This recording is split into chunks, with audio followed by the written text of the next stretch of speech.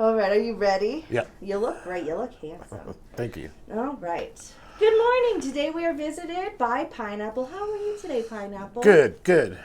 So, I want to talk about tattoo artists' red flags, bad habits, because, maybe people don't know what their experience should be like or things to look out for. Tell me a little bit about your experience and the red flags you've seen with maybe other artists.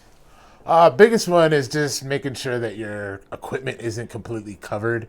You got to remember that you do have dirty gloves because you are touching clients with an open wound. You want to make sure that all your equipment, everything you're touching with gloves on, make sure that that's covered with some type of plastic. This way you're not cross-contaminating, whether you sterilize or not, making sure that you have everything covered when you're touching with gloves.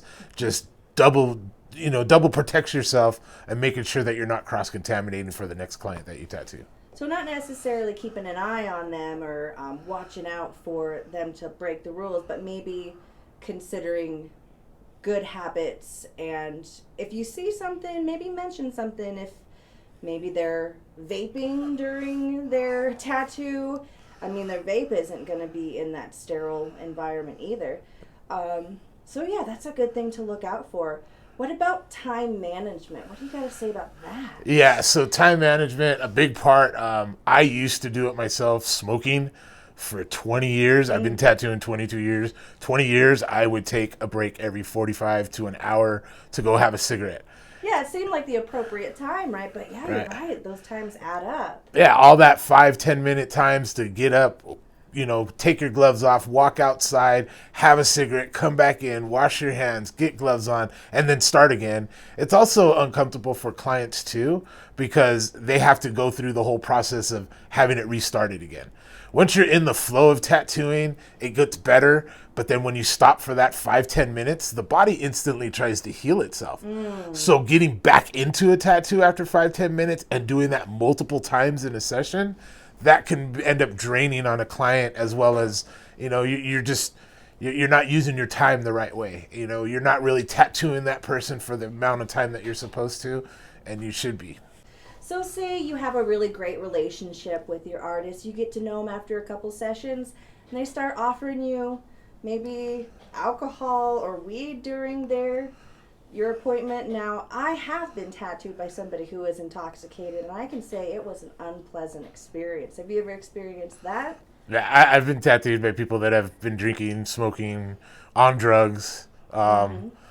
It is what it is. But as far as being a professional tattoo artist, that should be done after, once you're done with work. I mean, it's kind of like a doctor. You don't want to go to a doctor that's been, having a few beers, smoked a joint just before he came in to check you out, or who's on drugs and getting ready to do a major surgery on you. You don't want a doctor that's going to be in that kind of capacity. You want somebody that's going to be completely sober and is going to do the best job that they possibly can while they're sober. Absolutely.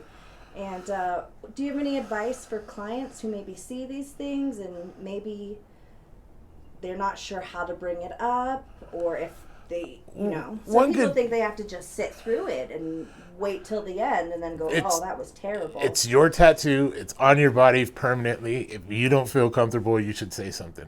Don't wait until after the tattoo is done and then go on KSL or somewhere where you're going to leave a bad review about that shop or about that tattoo artist. If you see something, you notice something, say something right then and there. Don't wait until after the tattoo is done and then complain about it.